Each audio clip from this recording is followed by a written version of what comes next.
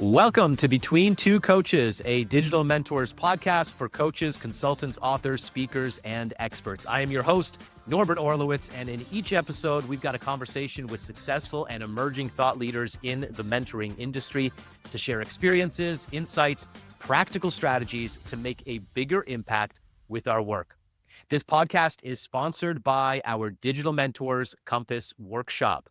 Unfortunately, most coaches struggle to enroll enough clients consistently, not because they're bad at coaching, but simply because they lack clarity and simplicity in their branding and marketing strategy.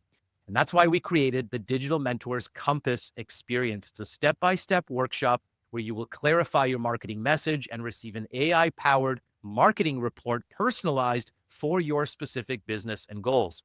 It's an interactive workshop where you'll walk away with a personalized roadmap to finally achieve your goals with a simple plan you can actually follow. Register to attend our next workshop for free at compassworkshop.com. Again, that is compassworkshop.com.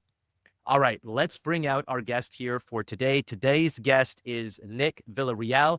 Nick is a speaker, a coach, improv comedian, and father of two. His incredible journey from addiction, loss, and mental health challenges drove Nick to commit deep transformation inner work, which is the foundation of the work that he does now with men as the founder of backtowild.live, empowering men to rediscover their strength, their purpose, and their power through play and radical evolution. Nick, it is an honor to have you here on Between Two Coaches. Thank you, Norbert. Appreciate it. Really awesome to have you here. I'm really interested to hear your story of transformation and the work that you're doing with men. Let's start off with a question here just to get this conversation kicked off. Why do you think that coaching and mentorship is more important right now than ever before, given all the rapid changes and the craziness going on in our world today? Where do you see coaching making a big impact? It's a great question, Norbert.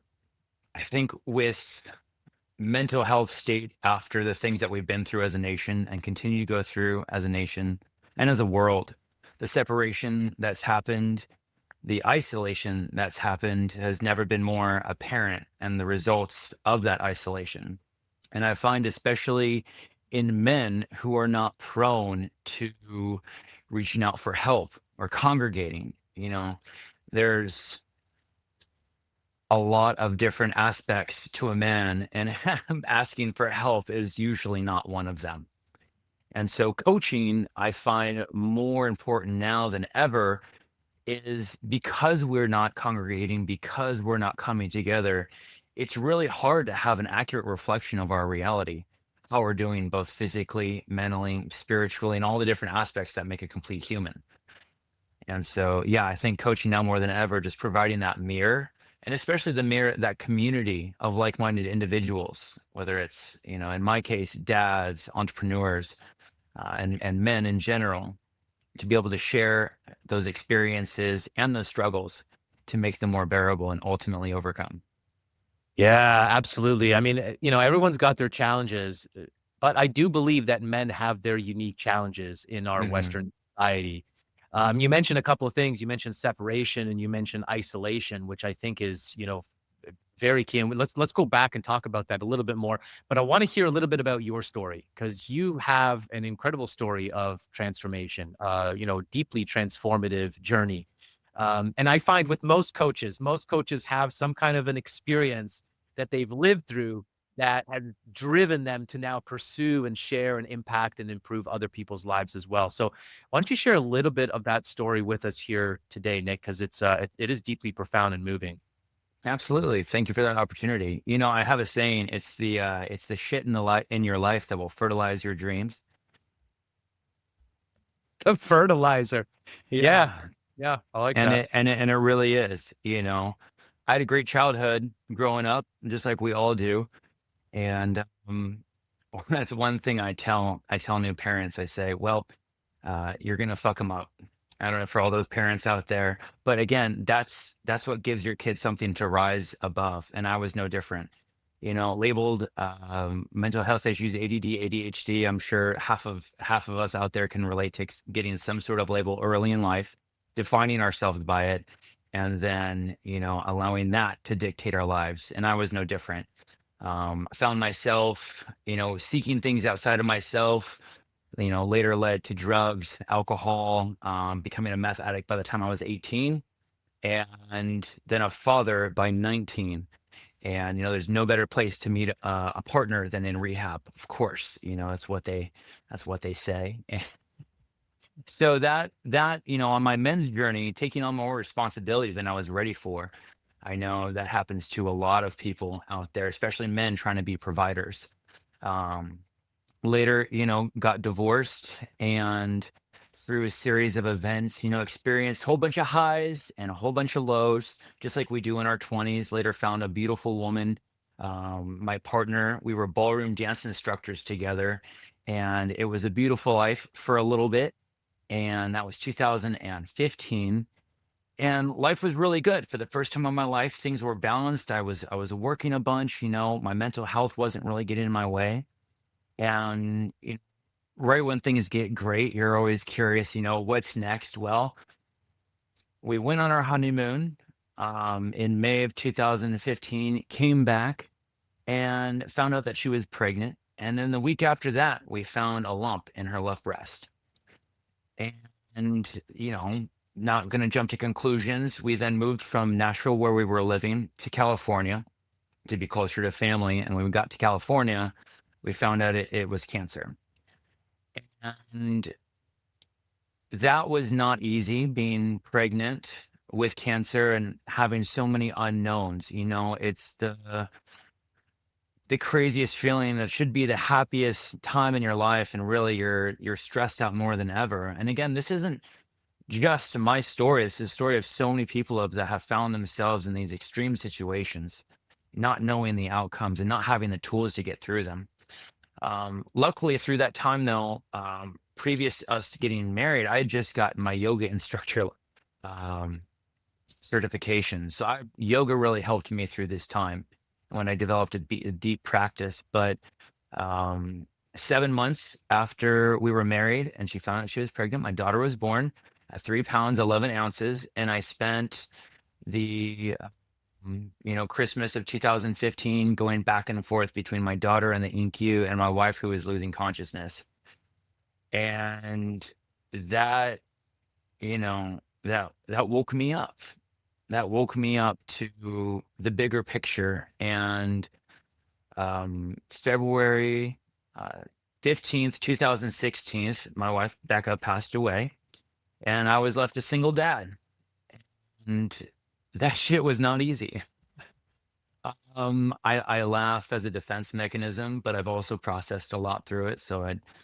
And then I still wasn't, though, addressing my mental health. I don't know what it was, but I still refused to utilize Western medicine as it was prescribed. And so, but that's when I found physical fitness. That's when I found meditation. And that's what started the groundwork for the work I do now with men. And it wasn't until about 3 years after that in which I got engaged again and lost again because of my own not asking for the help that I needed, until that one finally broke me. And so enough was enough. My daughter was 7 and I needed to be a better father. So I stepped up. As my dad says, I put on my glasses, addressed my mental health to the full extent that I could. And since then, all of the tools that I developed, both with grief, both with life, and again, those foundation, sleep, movement, food, and now spirituality, have led me to this point on the journey. I just got to process that for a minute. Yeah. Yeah, because that's quite an experience. I mean, I've, speaking with coaches all these years, I've heard some pretty deep and powerful and moving stories. There's so many people have deep and profound experiences, and that one definitely hits really hard. As we get older, I'm going to be turning 50 in a couple of years, and as we get older, I find myself being a lot more emotional. The last couple of years, really feeling the depth of life. It's even hard to put it into words. But my Mm-hmm. kids are getting older, relationship, 12, 13 years. We're looking at, being empty nesters. You've just all this stuff that you have going on in life. And whether it's a profound loss like what you experienced, Mm-hmm. or small losses that we experience on a regular basis, Yeah. just the process of aging and growing. And most of our audience is more of a mature audience. So I think that most people can kind of relate and connect with what I'm just trying to share here. Mm-hmm. There is a lot as people, as men, as people that we deal with when it comes to loss, when it comes to trauma, when it comes to our aspirations, when it comes to aspiring to reach our full potential. So much of that inner work influences our daily life. How do we Mm-hmm. navigate all of these emotions, all of these responsibilities that we have as a man? Like I've got my responsibility to my kids, to my wife, to my mother, to, my clients, to my business partners. I feel like, especially for men, and let's talk with men because we're Mm-hmm. two men here, that responsibility is so much to bear. And I Mm-hmm. can see so many men challenged mentally and emotionally with all of that. I mean, I Mm-hmm. think about myself, and I've been very privileged in many different ways, right? Mm-hmm. And yet I've gone through some challenges and some shit where I can think to myself, my God, it would be so easy to break. Mm-hmm. Like I feel, and correct me if I'm wrong, but I feel like that line between I'm doing okay and having a full-on mental breakdown is so slim for everybody. Mm-hmm.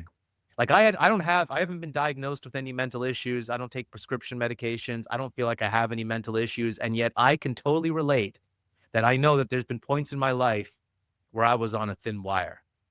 Mm-hmm. How do we navigate this as men? Where do we find our center and the strength to bear those responsibilities? Together.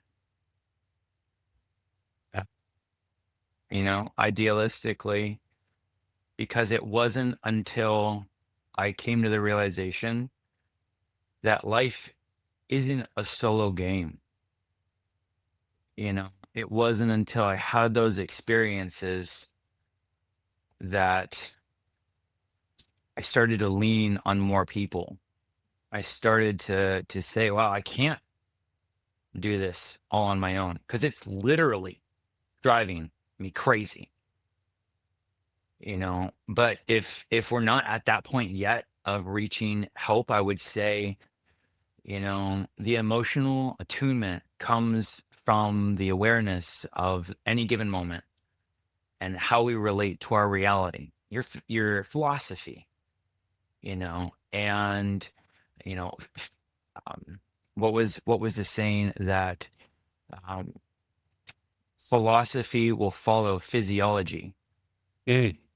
so how you treat your body, because your body is, your subconscious, the body keeps the score. There's a book on that. And to be able to handle your emotions are the meaning that you give them. And the meaning that you give them is only as deep as your willingness to know yourself and know this moment. And that's really what broke open for me when I lost my wife, is that it broke my, for lack of a better word, my spirituality awoke in that moment beyond my conceptualization of anything else prior to that. And so, in the book, The Way of the Superior Man, he talks about a man is only going to be as grounded as his understanding of himself in the present moment, regardless of what waves come over you. It's funny when you gave me that answer of together and seeking help. I Hmm. know for myself, that's probably one of my biggest challenges, and I don't know what that stems from. I know my father was a fiercely independent individual, and so I probably get a little bit of that. And I know for myself, I have such a challenge in asking for help. I feel Hmm. like I need to figure it out on my own. Yeah. And so for those men, what do you say to them? What do you to men like me who are the lone wolves, who are individualists, who grin and bear it themselves? What do you say to men like that when your answer is, we need to do this together and you can't do this alone? Absolutely. And I think, you can do it alone. Did you know that lone wolves eventually come back to the pack? I forget, there was this study done on lone wolves going out at one point, and you see the lone wolf out there, but now that we've, with science and animal patterns and whatnot, lone wolves actually come back to the pack. I just learned this recently, and I thought it was super impactful. What? But you're right. I think our need and our want for autonomy, our need and our want for freedom and independence is that we want to feel limitless and boundless and have nothing that we can't do in this reality, and that knowing that we are capable. I think that's a fundamental thought You in most men's mind. And that's what keeps us isolated. But here's the thing, we're moving through a paradigm right now from old masculinity to new masculinity. Old masculinity was founded in fear, it was founded in conquering and combat, and it was founded in controlling. Versus today, we're moving into a leadership based masculinity where there's leadership, there's collaboration, and there's compassion. Yeah. If we stop fighting over resources and learn how to utilize our resources for the benefit of all, I personally, and this is just my own personal philosophy, but there's going to be a lot less agitation in the world. And sure, you can do it all on your own. But when I tried that, man, I was aggravated. Man, was I stressed out. And just like, oh my gosh, it's like the difference between being a solopreneur and then having a team of even just three. And I think, what I hear with the clients that I have, those solo business owners, it comes down to trust. They honestly don't think other people can do it as well as they can. But yet they're unwilling to make the systems to do so. So it's kind of like this interesting dynamic that happens there. Yeah. Oh, there's some juicy stuff that I want to dig in. I want to dig into that masculinity topic Yeah. as well, but I want to just stay on this trust thing that you just brought up as we're talking about Hmm. collaboration. We're talking about working with other men. Yeah. Uh, I'm just thinking about myself right now, and I'm thinking it's got to be trust for me, because for me sometimes people are more trouble than they're worth. Hmm. You know, Hmm. people have their baggage, people have their needs, relationships get complicated, and I've had great partners that I've worked with for like 18 years that I still love Hmm. working with, to this day. And Yeah. also, I sometimes feel like that trust maybe just isn't there. And which is funny because we started this conversation, I think, before we hit record. I was Hmm. talking about how much I trust in my life. I trust in God. I trust in the journey. I Hmm. trust in my journey. And so Yeah. that's what gets me through things. And yet, when it comes to people and getting help from people and really collaborating and working together with people, Hmm. I think maybe there's an element of distrust that I have. Hmm. How do we overcome that barrier to really building those deep connections that we require with other men to foster this new masculinity that you talk about? That's a great question. I believe that trust must first come from ourselves. Like you said, your trust in God and knowing that, at least in my understanding of the reality that I live in, we're all some sort of reflection of the greater divine. And when you can create a container where people, why people are there, and they're able to articulate that. And it's a vibe. I mean, I'm sure everyone that I've ever worked with or collaborated with, we have a shared vision. And we also have shared values that are going to dictate our actions to get to that vision. Mm. And I think having acceptance of ourselves, knowing that we're flawed, and maybe the expectations of another person are a little bit too high. And so they might feel like they have to lie, or they might feel like they're falling short, And so I think having trust involves having an aligned vision, and it also comes from the acceptance that nobody is perfect. But as Mm. long as there's open communications, and in business, parameters to protect yourself, obviously, we want to have those goals in place and make sure that work is done. But at the end of the day, we're humans aiming towards a North Star, and, having that trust, it's risky. I'm not going to lie. It's risky, but I think the more that you can trust someone, the more that they'll feel empowered to live up to that trust, you Mm. know? Yeah. So, Yeah, that's profound. Um, let's talk about this masculinity, because there's a lot of talk in, society, in our culture right now about yeah. toxic masculinity, right? Yeah. Uh, And I get really frustrated with that because mhm. I feel like a lot of that is just a big cop out, and we're not really talking about the real issues. I really kind of like the way that you brought this conversation, that brought this topic here. You said that, look, there was some issues with the previous idea of masculinity. And I think Mhm. this is where maybe the two sides, because there seems to be two opposing sides on this topic, right? Yeah. This is maybe where I think the two sides can sort of come together, is accept the fact that, yeah, maybe some parts of masculinity are toxic. What are those parts? Mhm. And what are the good parts of masculinity, right? And this is maybe where we have to define this for ourselves Mhm. individually. Maybe there can't be a universal definition of what makes a good man, but in your perspective, what do you think what does this transition look like? What does this change look like, from the old patriarchy in its negative connotation Mhm. to the truly empowered man? What Mhm. is what do you feel? What do you believe is our role as men in this new world that we're creating? Mm.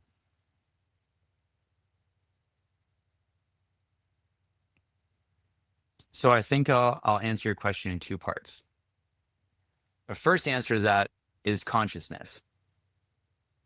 You know, the way I've heard it explained, or the way that it made sense to me, women have always been inside of their heads, emotionally, mentally, and more spiritually connected. Through the feminist revolution, they stepped more into the 3D physical world. And that's why we're seeing more women going to school. We're seeing more accomplished entrepreneurs. We're seeing women really step into this physical world. As men, we've always been in this physical world. This has been a man's world for a long time, you know, because we are physically more capable. Like, it's just, um, I don't know. That's just science. Or I those, have no argument. it's what it is. What it is. Take it what it is. Anyway, we are in the process of catching up consciously to also being in that more divine, for that space, quote unquote, in between, Mm. or we start to step into our emotions. Like you said, as you evolve, even you said it, you're stepping more into that spiritual space. You're stepping more into that that not ecological, that etherical space. And that deepens us. And what I find is that as men, we're becoming the new masculine is really becoming more balanced between the understanding of this world and conscious beyond it, you Mhm. know, finding connection, finding solace. And that's where empathy, that's where love, and that's where ultimately we'll be able to come together. If you have a bunch of alphas working towards one common goal that will serve everyone, because I agree, there are parts of, masculinity that are great. the strength, the bravery, the courage, the willingness to step on the unknown and die for what you believe in. Like, yes, that is masculine to me. And again, everyone defines it their own, but the toxic comes from lack. The Mm, toxic comes from, I need more resources there we because go. if I don't have enough, I'm not enough, or I'm not an alpha, or I'm not. It comes down to that really egoic, identification. And so I think the transition that we're going from is that egoic grabbing at resources to feeling okay, just who we are as men, and knowing that maybe we don't need as much as we once thought we did. Mm. Yeah, because when is enough enough? Right? How much longer do you need? Like, how much more do you need to strive for? How many more zeros do you need in that bank account, really? Or are you just trying to fill an empty void that's never going to be filled? Right? Yeah. Because in the end, we can't take any of that stuff with us. We leave No. it here. And I think the older we get and the closer we get to, to our deathbed, Hmm. we realize that maybe more so, more and more. Tell me, with your work with men now, with the Hmm. work that you do, the coaching that you do, and Back to Wild, the excursions that you're creating and the experiences Yeah. you're creating for men, what is it that you see that men struggle with a lot that maybe is, not talked about as much, that should be addressed, that maybe their friends, their family members, their partners, their children could better understand what they're going through as men? Three things really stick out to me, and we can go through them each at one time. Um, Grief, forgiveness, and joy.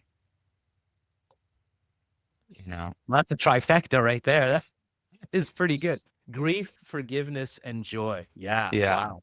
So, like you were saying, I have grief. You have grief. I have grief over the life not lived. You have grief over the life to come. I have grief over the life to come. You have grief over the life that you didn't get to live, or even that you did live. There's grief embedded in all of our lives all the time. My daughter recently, so she got this um, frog baby pool when she was like 3, you know, and it was great. It served us really well. We've caught newts in it, we've put goldfish in it. It was full of sand. It was her cold plunge for a quick minute. She's 9 now, and she said, we were cleaning out. She said, Dad, I'm ready to get rid of the frog. I was like, oh, that's grief. My son, he's 19 now, and he's coming out to California with his girlfriend. He's no longer my little boy. There's grief right there. But we're not giving the tools or the allowance to express this grief that allows us to be full, to be complete as humans. Like, and again, and I despise toxic masculinity because we've kind of like attached those two together. Mm, So I just refer to it as masculine, the part of masculinity. mm. The part of masculinity that is unhealthy is that allowance for grief. And oftentimes, so one thing I did include in my story was that when my son was 7, his mom stopped bringing him around. We had, visitation together, and I had to make a decision that was really hard for me. Either I could keep on fighting to be with my son, or I could leave and start my life all over again. And I made the really difficult decision, and I left. And I left him in the hands of another man who she later married, and he became an abusive alcoholic stepdad. And there are so many situations like that in the world where as men we have to make really tough decisions, and the level of forgiveness that we need and the level of grace that we need to get through that, to stop judging ourselves or to incorporate that grief into our life, that's not something necessarily that we can do alone. because we need a mirror. We need that empathy. That's one example. And so you have your grief that's embedded naturally in all of our lives. And this also is reflected in women's life, but we're talking about men here. And the forgiveness. But you can go from grief, and once you forgive the grief, Yeah. you can step into joy. And as men, we are not taught joy. Sure. Like, joy is the opposite side of grief. And through forgiveness, do we find the joy in all of it? It's like the purpose of grief is to transcend into joy. That without that, that is misery. That is sickness. That is, delusion of living in the past. So through that segue of forgiveness, we're then given this deep, deep joy. And you probably experience this as you get older, the joy of your child's smile, the joy of holding your partner's hand, the joy of seeing someone getting an aha on one of your calls. It's just that much more rich. And it's that richness that's going to allow us to really, as a society and as a race, move to that next level towards just joy across all planes. So that's how I see that. Then I can imagine if we don't experience that, if we don't move through the grief, through forgiveness into joy, then we're most likely seeking joy from things that are never going to give us that joy. The addictions. I'm coming back to the addictions and that, Yeah, right? And you've got experience. 100%. You've got experience with that, right? Yeah, because we're just Reaching. grasping, and whether it's sex or drugs or alcohol or whatever it is, it's all the same thing. You're seeking that joy that is not authentic to you because you haven't done the work and forgiven yourself or forgiven others. 100%. And oftentimes I didn't learn how to forgive myself on my own. I had to seek a teacher. That was part of my evolution. I got really into Buddhism, got really into Christianity, got really into all the different religions to learn what forgiveness looks like from all different sides. Um, Hindi religion, Muslim religion, all the different Shinto, all the different sort of religions that teach forgiveness in all the different angles.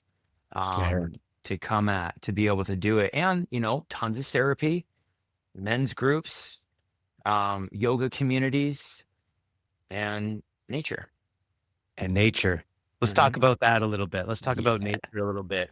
Because that's probably one of the easiest connectors. And yet, the majority of us live in cities. I grew up in Scarborough, which is outside Toronto, the big smoke.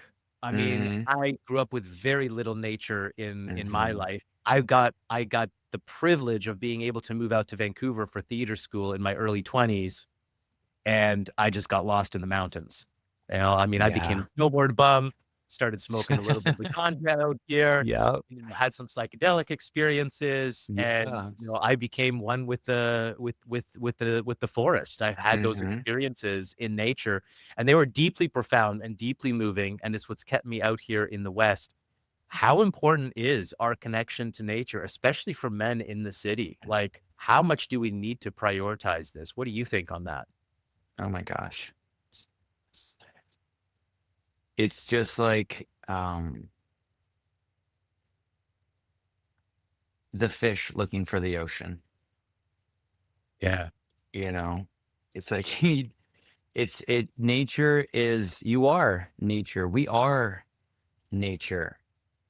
We originated from, well, who knows? That's a whole different discussion. But Not at for one point, we were living outdoors all the time. all the time. All the time. And I think the separation of us from nature is conveniency, is comfort, is the easy life that robs us from our freedom. And I say this because when you have a comfortable bed, I love a comfortable bed, I especially do. after a 5-day backpacking trip, for A sure. warm I'm not shower and a a warm comfortable bed. shower I for know. sure, Yeah. but it's to be in those elements that will teach you exactly what you are made of. You are as strong as the wind, you are as powerful as the ocean, you are as grounded as the dirt that you stand on. And until you immerse yourself in those elements enough to let the bullshit that's fed to us seep out of us into the soil, and where however it comes out of you, I don't know, hug a tree. But once we let go of this construct of, again, the things that we reach for, that we are told Mm. that will solve our issues. When you go out into nature, man, you got a backpack, something to eat, you're complete, and you'll feel it, and you'll come back connected, and I think that there's actually divide happening right now. People who are going further into this matrix. I don't want to get too ethereal with it, but Oh, it's like, yeah. you get too far into the matrix, and you get lost, you get delusional because you have no connection to the actual reality that you're living in. And that's as real as it's going to get out there in the woods, out there in nature, whether you're on the ocean, and even a walk, even a walk through a park and lying on the grass. You don't have to get lost in the wilderness, but like, seek that connection, because one of the most beautiful things, point was actually, um, a participant in my last excursion pointed out to me. He goes, when you're out in nature and you look around, everything is alive. Everything is alive, and life is booming, and there's hope, and there's joy. Of course, there's a lot of like sadness and a lot of grief out there too, but it's balanced in this beautiful way of acceptance. If you look around you right now, or you go inside an office, there are very, very few. Like, I hope you got some plants in there, Mhm. you know?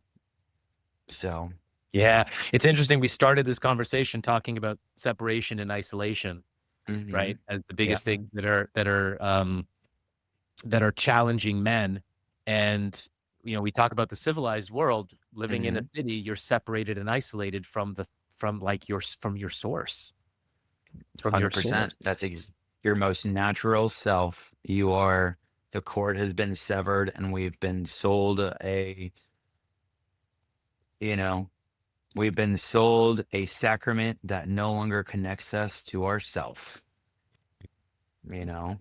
What a crazy, challenging time we live in and that we're moving into in the next few years. Because I agree, there's some interesting polarities that seem to both be getting stronger and stronger. Like there is, hmm of course, like you're saying, the matrix, right? We look at where technology is going with AI, with Yeah. robotics, with Yeah. automation, with transhumanism. I don't know if you've dug much into the whole transhumanist movement, but Oh, you man. know, Yeah. yeah, yeah. So, it's literally redefining what we are as human. I mean, there's a guy, hmm very famous author who I despise immensely, who's very popular and famous, and he talks about the fact that this is the last of humans. Like the human hmm species is done with Yeah. because we are hackable creatures. We are nothing more than machines, and Mm. the machines are superior to us. And Mm. this is the kind of philosophy, this is the kind of ideology that is at the head of some of these agendas and movements to push technology and to push this matrix further and further onto our humanity.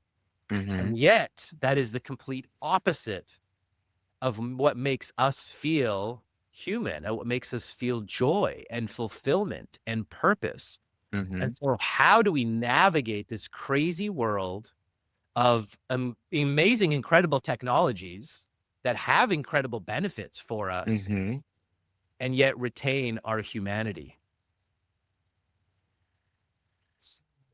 right? How do we pursue all of these great things that we can create and yet retain what makes us human? How do we find that balance? Discernment and groundedness in the reason for our exploration. The intention behind it. Yeah. Why are we doing Mm, this? Right. yeah. Our discernment to be able to truly be autonomous and allow our experience to come from within as opposed to believing the things we see outside of ourselves. So it Just goes, like deep fakes, yeah. just like, things that are coming out with AI, you can develop as it develops, should you choose the attunement of it's a feeling. I look at an AI picture or I look at a video and I'm like, wow, that was really well done. But it's too perfect. Mhm. It's too perfect. Just like in the Matrix, they built a utopia that was too perfect and people rejected it, Right. you know? And so we are entering into a world of hyper realism, which on purpose, because that allows for um, more pleasure seeking, it's just heightened, heightened, heightened, and just like when Jurassic Park came out, oh my gosh, it was amazing. Like you could see a dinosaur and no longer was it a part of our imagination. It was defined for us and therefore gave us that pleasure of being like, yeah, that's a dinosaur versus giving us the freedom to be able to think of what a dinosaur might be like and interpret it in our own way. That's the freedom. Yeah. I think as a society, we don't understand the freedoms that are being taken away as things become more and more and more defined, you know? And so my my answer also to that, I love, and I've just been fighting at the chomp or chomping at the bit to talk about this. I know we talked before the recording is psychedelics, man. Yeah. Psychedelics are the way that we can commune to know what's real because especially like psilocybin mushrooms, ayahuasca, toad, different plants that were given to us by the earth to connect to her. And I use her. Earth is both masculine and feminine, but we'll keep it feminine, for the sake of this conversation. And that is what provides discernment. I'm a huge, huge Terrence McKenna fan. Do you know Mm. who Terrence McKenna was? Absolutely. Yeah. Yeah. Yeah. So, I mean, he wrote this book, Fruit of the Gods, and it changed my life because up until a certain point, we were in communion with the earth through all of our indigenous medicine. And over 2 generations, it was replaced with a false sacrament, alcohol, and provided euphoria, provided inhibition, provided all the things that come with psychedelics, except the connection. And we have severed the connection through and replaced it with a poison that creates inflammation, that creates fear, that creates non-reality to where we lose our ability to discern.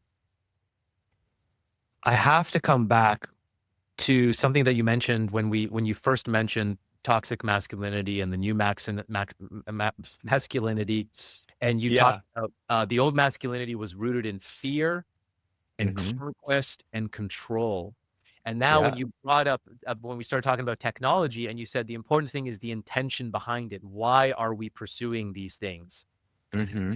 And again, what's the intention? Is the intention coming out of fear, out of control, out of conquest to create these technologies, to improve our bodies with technology, with robotics, with electronics? Why? Because we're afraid of death? Hmm. Or do we have an intention to actually use these tools and technologies for the betterment of humanity, for more abundance, for more peace, for more Hmm. unity? And I think that's the root of it all is, are we as men rooted in fear and lack and control, or are we as men rooted in love, abundance, and trust? I would have to easily, the answer for me would be both Uh-huh. because you can't, it's just like any technology. We have the internet. The internet has connected us in so many ways. I would have never met you. You would have Yeah. never met me. We would have never have had this influential conversation and hopefully change some lives, or at least change some ideas, or make somebody think, had there been no internet. Yeah. A beautiful thing. During COVID, what kept humanity together in a way. Yeah. But then there's also the dark web, Yeah. in which everything that's wrong with the world exists. Right. So I think these technologies are given too much credit for what they will do. The technology isn't a they, it's a thing. You can use a rock to like kill somebody, or you can use a rock to be a display in your garden. It's an inanimate thing. And I think people focus too much on, you know, their opinion towards the object. It's all subjective. And I think it speaks to where someone is. Do I believe that technology can be amazing? Yes. Do I believe, here's a good one. Do I believe that given the chance, if technology could have saved my wife from cancer, would that have been better? Or would it have been better for me to deepen my understanding with this life, with this experience, gone through that grief, and be able to come outside with the joy? So even me seeking my own comfort and solutions would have robbed me of the true experience of my life, and Yeah. who's to say what's right or wrong for each individual. But I know after going that experience, there's nothing to fear. It's all going to be over. Everything changes. And also, you spoke to the fear of death. I think because we are disconnected, a lot of people fear death because there's such an unknowing of what's going on here. For Mhm. me, waking up when Becca died, and plus doing a healthy amount of psychedelics, has allowed me, and studying religion has allowed me to come to peace with that. This is all impermanent. None of this is gonna last. These computers that we were talking through will last longer than we will, you know? Like this pen, the plastic on this pen is gonna last longer than I will, and like that's what it is. And Yeah. I totally understand, like, sure, you can download yourself into something, but then it's like, and that's an individual's, God bless them. Like, I sure that might be cool to just be like a robot for like 50 years, but when you do that, you're living again in fear, because death is the ultimate unknown. So I don't know. I embrace it, and I've been lucky enough to be given that point of view. Yeah. Incredible. All right. Why don't you share with us what you've got going on with with Back to Wild, and some of the things that you've got coming up, and how people can get in touch with you as well. Because I know that there are quite a few men who could really benefit from a men's excursion into the wilderness or anything remotely similar to that. So tell us a little bit about Back to Wild. What's the inspiration, impetus behind it, and what are some of the things that you're doing with it? Yeah. So back to wild, like we talked about, men are faced with so many challenges, especially in being super busy, responsibility, and then also carrying that grief, often turning into depression, and just having the life sucked out of them, um, because we're not taught the tools. So back to wild is really there to be able to champion the man who's ready to step back into his wildness, both physically and mentally. We have a few different ways to do that. We have a 30-day online reset. Our wild reset, it basically gets you back on the nutrition kick with our customized macro AI. It's absolutely amazing. No more just typing in to something. It's arduous. So we've just really simplified that and given you tools through our online program to be able to assess the character you're currently living, build a new character, and step into that new life. Um, Tell so me, that's yeah, super exciting. tell us a little bit about the test that you've got on there, your Wild Factor quiz. Yeah, thank you for asking. So the wild factor assessment is really there to be able to help any man who's willing to take it, wanting transformation in his life, to assess where he is. We work in the 5 realms: physical, mental, emotional, spiritual, and relational. And those are the foundations of your life. So I want to make sure that you're feeling like you're showing up 110%. And the assessment is just going to give you a little bit of time for that self-reflection to see where you are. Okay, awesome. So we've got the self-assessment, you've got the 30-day reset, and then you do Mhm. actually do have retreats and excursions as well, where you Yes. actually get out into the wilderness. Tell us a little bit about that. Like, are we doing some extreme backpacking stuff, or what's the focus, and what can a guy expect to experience in one of those retreats, getaways? Yeah.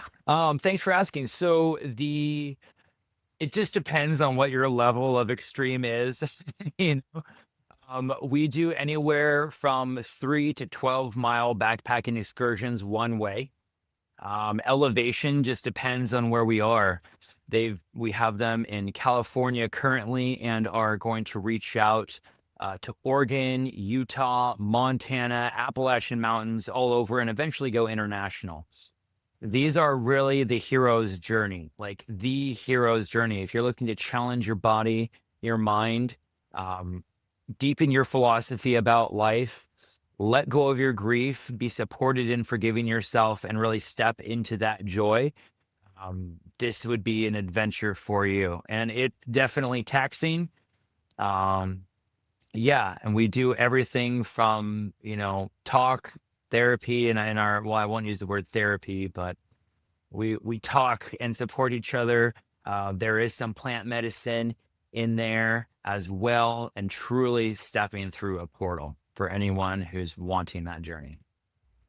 Yeah, that sounds exciting. It sounds like an adventure that I think is probably calling to a lot of men out there. So it's a really awesome endeavor that you're taking on, and I think incredible leadership that we need in this world today. So yeah, sounds Thank you. awesome. Actowild.live, and we will have the links in the description and all of that obviously as well, for places where people can connect with you. Are you on social media much? We connected on LinkedIn, and I think you have a YouTube channel, correct? Yes, I am on YouTube and LinkedIn. Okay, awesome. So connect with Nick there. And again, it's backtowild.live. So Nick, thank you so much for being in this conversation. We might have to continue this conversation in the future. Yeah. So many things that I would love to talk to you about. It's been a really great conversation. So I just want to thank you so much for sharing your insights, for being vulnerable and sharing your story and your experiences. I think it means a lot when you can have another man be vulnerable and share the challenges that he's experienced and the growth and the journey that he's been on. Well, thank you so much, Norbert, for having me on here. And it's again, it's a team sport. So glad we could do this together. Yeah, I always say that about business, about starting a business. I always say that. And I guess we got to consider that that's true for life as well, isn't it? Yeah. Yeah. All right. Awesome. Nick, thank you so much for being here. Like I said, we're going to leave all the information in the show notes and the description below. And again, if you're a coach, consultant, trainer, or expert, and you're looking for some clarity in your marketing and client acquisition strategy, come join us for that free Digital Mentors Compass workshop. It's a free interactive workshop, and you can register at compassworkshop.com. And if you enjoyed this episode, we are a growing podcast, so we need your help. Please share it with your network. Like, subscribe, download, all those things so you don't miss our next episodes. This has been a conversation between two coaches.